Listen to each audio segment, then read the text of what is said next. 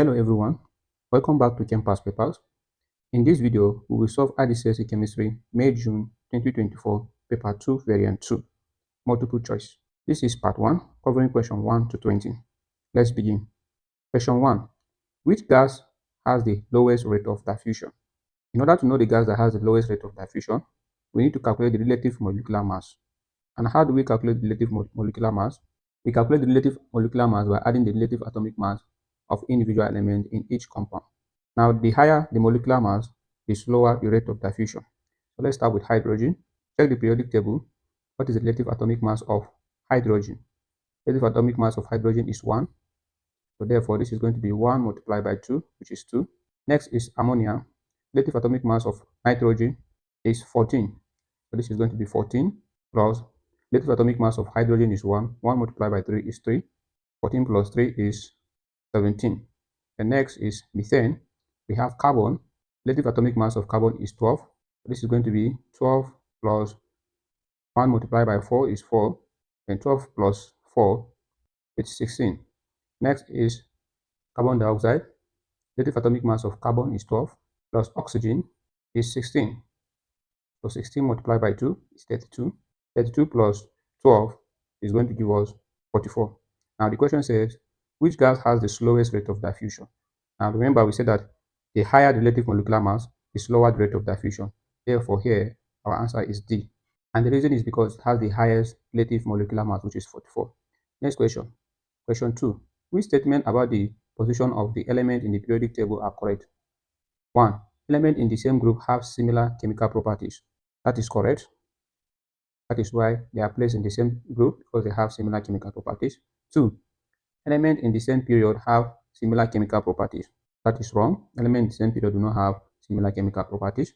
Elements in the same group have the same number of electron shell. That is also wrong. Elements in the same group, they have the same number of electrons in the outer shell. 4. Elements in the same group have the same number of outer shell electrons. That is correct. So therefore, our answer is 1 and 4, which is option B. Next question. Which statement about isotopes are correct? 1. Isotopes are atoms of different elements with the same number of protons. That is wrong. Isotopes are atoms of the same element, not different element. Number 2. Isotopes of the same element have the same chemical properties. That's correct. 3. Isotopes are atoms with the same relative atomic mass. That is wrong. 4. Isotopes of the same element have the same electronic configuration. That is correct. Since they have the same number of electrons, they will also have the same electronic configuration. Therefore, the answer is 2 and 4, which is option C. 2 and 4. Question 4. Which diagram shows the arrangement of outer shell electrons in a molecule of water? So in a molecule of water, we have 2 hydrogens bonded to an oxygen. So let's look at the option. Option A, we have 2 hydrogen and oxygen, but it is not balanced because the oxygen does not have 8 electrons in the outer shell. It only has 1, 2, 3, 4, so it is wrong. B, the oxygen has 8 electrons in the outer shell, which is correct, but the hydrogen is having 1, 2, 3. And it's impossible for hydrogen to have 3 electrons in the outer shell because it only has 1 shell, and that shell can accommodate the maximum of 2 electrons only. C, oxygen has 8 electrons in the outer shell, and the hydrogen has 2 electrons. That is correct. So our answer is option C. Question 5. The structures of 3 substances are shown. We have them here. Which substances are hard and have a high melting point? So we have graphite. Graphite will have high melting point, but it is not hard, so graphite is out. And here we have diamond, which is correct. Yes, diamond have high melting point and is hard. And this is silicon dioxide. Silicon dioxide is having similar behavior with diamond, so it is also going to be hard, and we have a high melting point. So therefore, our answer is option D, 2 and 3 only. Question 6. Information about 4 substances, W, X, Y, and Z is shown. These are the information, their melting point and electrical conductivity. W, X, Y, and Z are graphite, polyethylene, sodium chloride, and silicon 4 oxide, but not in that order. What are W, X, Y, and Z? So we have to use this information to identify W, X, Y, and Z. Let's look at W. So it has high melting point of 1710 and does not conduct electricity. So here, since it does not conduct electricity, that means it is not a graphite and it is not sodium chloride. It should be between polyethylene and silicon 4 oxide. Now with that high melting point, that means definitely it's going to be a silicon 4 oxide, because silicon 4 oxide is a giant molecule that has a similar shape with diamond. So W is silicon 4 oxide. Okay, so that means our answer should be D, showing a D. But let's confirm X, whether it is graphite. X, look at the melting point, 3500. Conduct when solid. So it conducts electricity when solid. So it should be between graphite and sodium chloride. But with this high melting point, that means it's a graphite. So you see the D option is getting correct. Let's look at polyethylene, which is Y. The melting point is relatively okay and does not conduct electricity, which is correct. And the last is Z, 801 degrees Celsius as melting point as sodium chloride, conducts when molten. Yes, that's sodium chloride. So therefore, our answer is D. Next question, question 7. The structure of glycine is shown. Is the structure of glycine. Which row is correct? Formula of glycine, number of different elements in glycine. In order to write the formula, we simply count the number of carbon atoms, hydrogen atom, oxygen atom, and nitrogen atom. Let's start with carbon atom. How many carbon atoms do we have? We have 1, 2. It's going to be C2. Next is hydrogen atom. We have 1, 2, 3, 4, 5. H5. Next, oxygen atom. We have 1, 2. And then lastly, nitrogen atom. We only have one of it. So this corresponds to option B and C, C2H5O2N. Now we have to use this to differentiate which is the correct answer. Number of different elements in glycine. So in this glycine, we have carbon element, which is 1, hydrogen element 2, oxygen 3, and then nitrogen 4. So therefore, our answer is option B. The formula is C2H5O2N, and the number of different elements in glycine is 4, which are carbon, hydrogen, oxygen, and nitrogen. Question 8. The incomplete equation for photosynthesis is shown. This is the incomplete equation. Compound P is a product of the reaction.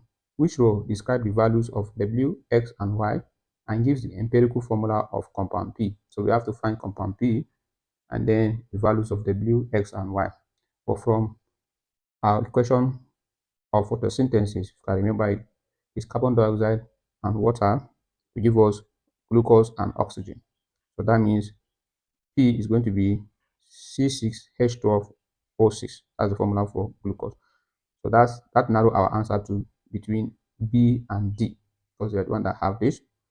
Then the values of WX and Y. The value of WX and Y in equation for photosynthesis is the same, which is 6, 6, and 6. It's supposed to be 6 molecules of carbon dioxide plus 6 molecules of water to give us glucose and 6 molecules of oxygen. Okay, but then our answer wouldn't be because we are told here empirical formula of the compound, not the molecular formula. So our answer cannot be B. We have to change the molecular formula, which is C6H12O6, to empirical formula. How do we do that? We divide through with the smallest number, which is 6. It's going to be 6 divided by 6 is 1. It's going to be C. H divided by 6 is 2. And then 6 divided by 6 is 1. So therefore, our answer is A, not B. W, X, and Y are all the same. But we are asked for the empirical formula of compound P, not the molecular formula. So CH2O is correct. Question 9. The concentration and volume of an aqueous alkali are known. Which additional information is required to calculate the number of moles of acid needed to neutralize the aqueous alkali? So this is simple. To find moles of acid needed, you must know the balance equation. So the balance equation will tell us the mole ratio. So therefore, our answer is simply B, which is the equation for the acid-alkali reaction. That is what is required to calculate the number of moles of acid needed to neutralize the aqueous alkali. Question 10. Which statement about electrolysis is correct? Electrons move through the electrolyte from the cathode to the anode. That is wrong. Electrons move in the external circuit towards the cathode. That is correct. Electrons move through the external circuit towards the cathode. So our answer is B. Always remember your electrolysis rule. Cathode reduction happens, and then anode oxidation. And then we say oxidation is loss of electron, and reduction is gain of electron. So therefore, electrons move in the external circuit towards the cathode, because that's where reduction happens. Question 11. Aqueous copper 2 sulfate is electrolyzed using copper electrode. What is the half equation for the reaction at the cathode? So before you jump into answering the question, you must take note of this. It is aqueous and it is electrolyzed using copper electrode, and the solution is a copper sulfate, contains copper. So what that means is that copper ions gain electrons and deposit copper metal. So the ionic equation at the cathode, where reduction happens, gain of electron, is going to be D. And the reason is because we are using copper electrode. So the copper will be discharged at the cathode and its gain of electrons. So it's Cu2 plus 2E plus 2 electron to give us copper. Okay, it's not going to be hydrogen because hydrogen is more reactive than copper. So copper will be the one to be discharged. And it's not going to be B because it's the cathode, not the anode. And then C is oxidation, not reduction. Okay, so our answer is therefore D. Question 12. Three statements about activation energy, EA, are listed. So I believe you have to choose the statement which are correct. So let's look at them one after the other. Colliding particles must have at least activation energy before they can react. That is correct. Remember the definition of activation energy, the minimum amount of energy needed for a colliding particles to collide. So option 1 is correct. Option 2, activation energy for exothermic reaction is always greater than for endothermic reaction. That is wrong. It's wrong because activation energy is always endothermic, which should bring us to option 3. Activation energy is always endothermic, which is correct. So therefore, our answer is C, 1 and 3 only. Question 13. A student adds excess magnesium ribbon to 10 centimeter cube of 0.5 mol per dm cube sulfuric acid. So take note of these numbers. The hydrogen gas produced is collected and its volume is measured every 10 seconds. The experiment is repeated with 5 centimeter cube. That means the volume is reduced of 0.5 mol per dm cube sulfuric acid added to 5 centimeter cube of water using the same mass of magnesium ribbon. So we have the same mass of magnesium ribbon, but the volume of the acid is reduced to 5 centimeter cube because it is diluted with 5 centimeter cube of water, therefore decreasing the concentration of the sulfuric acid. And if the concentration is reduced, that means the rate of the reaction is going to reduce, therefore the curve will rise more slowly. If you look at it, this is our original. So our answer is going to be D. Look at it more slowly because the rate of the reaction has been reduced. So our answer is D. Question 14. The equation represents the reversible reaction between ethene and steam. Look at it. There's a vital information here. Enthalpy change is negative. That means that this reaction is exothermic. The forward reaction is exothermic. Which row describe the condition that produce the greatest yield of ethanol? Pressure. This is ethanol. Our ethanol is at the right. This is right. And this is left. So we want the equilibrium to shift to the right because we want to get more yield of ethanol. So when pressure is reduced, the equilibrium will shift to the side with more gas molecules. So if you look at it here, on this left side, we have one molecule of ethene and then one molecule of steam, making two molecules of gas. And here we have one molecule of ethanol. So if you lower the pressure, the equilibrium will shift to the left. So that means less of ethanol will be yielded. So low pressure is wrong. That means option A and B are out. That means we need high pressure so that the equilibrium will shift to the right, that is to the side with lower amount of gas molecules. So the answer is between C and D. So let's take temperature. Increasing temperature will make the equilibrium to shift to the endothermic side. Remember from the information given to us, forward reaction is exo. The temperature is negative, so that means this is exothermic. And if the forward reaction is exothermic, it automatically means that the reverse reaction is endo. So for us to get more yield of ethanol, we need the equilibrium to shift to the right when the temperature is increased. That means we need the equilibrium to shift to the exothermic side. So when you lower the temperature, it will move to the exothermic side in order to balance the decrease in temperature. But if you increase the temperature, it's going to move to the endo. So that means the temperature is supposed to be low and then the pressure is supposed to be high. Therefore, our answer is C. High pressure and low temperature will produce the greatest yield of ethanol. Question 15. Which row identifies the pressure and the catalyst used for the conversion of sulfur dioxide to sulfur trioxide in the contact process? So this is simply the condition for contact process. You should know the conditions for Haber process and contact process. Very important. So here our answer is going to be B. So for contact process, we need pressure of 2 atmosphere and the catalyst that we use is vanadium 5 oxide. Question 16. Which equation represents a redox reaction? What is a redox reaction? Redox reaction involves electron transfer increase and decrease in oxidation number, addition or removal of oxygen. So from this option, our answer is going to be C. Why is the answer C? Is because iron is oxidized here while hydrogen is reduced. Question 17. The equation for the reaction between aluminium and copper 2 oxide is shown. This is it. Which statement about this equation are correct? 1. The oxidation number of the aluminium reactant is plus 2. Now this is the aluminium reactant. The oxidation number is not plus 2, but rather 0.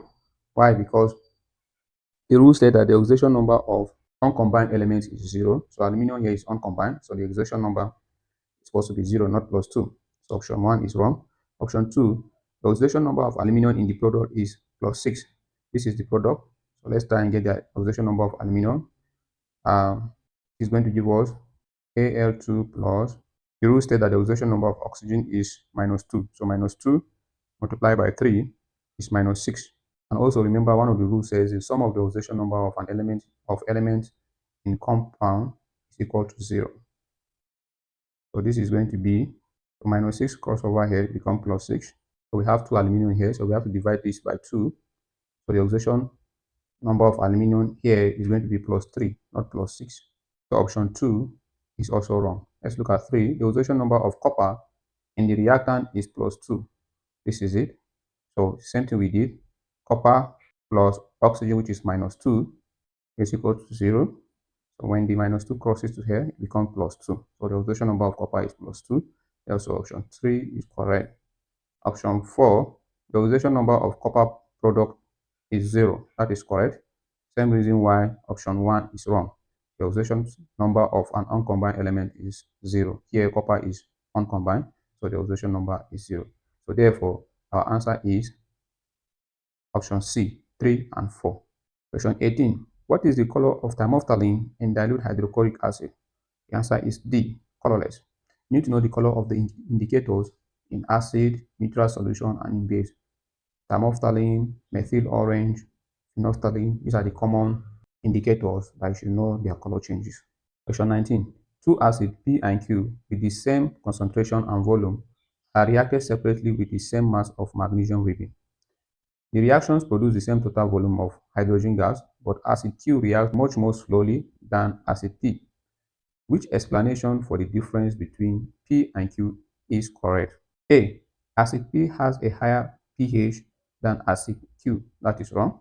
pH does not affect the rate of reaction, because here we are talking about the rate of the reaction. So pH does not affect that. A is wrong. B. Acid P has a lower concentration of hydrogen ions. That is also not correct, because we are told that P and Q are with the same concentration. So there is no way P will have a lower concentration of hydrogen ions, because the number of hydrogen ions determines the concentration. So since they have the same concentration, that means they should have the same number of hydrogen ions. Option C, acid Q is partially dissociated and acid P is fully dissociated. That is correct. That means that acid Q reacts slowly because it is a weak acid. Weak acid partially dissociate. So therefore, our answer is option C, which is acid Q is partially dissociated and acid P is fully dissociated. Question 20. Which process is not used in the preparation of an insoluble salt? Preparation of an insoluble salt, the process we use is precipitation. And in precipitation, crystallization is not needed. You filter, you wash, and dry. Crystallization is not needed. Therefore, the answer is C, crystallization. That will bring us to the end of part 1. If this helped, like, share, and subscribe. I'll see you in the next video, which is part 2, covering question 21 to 40.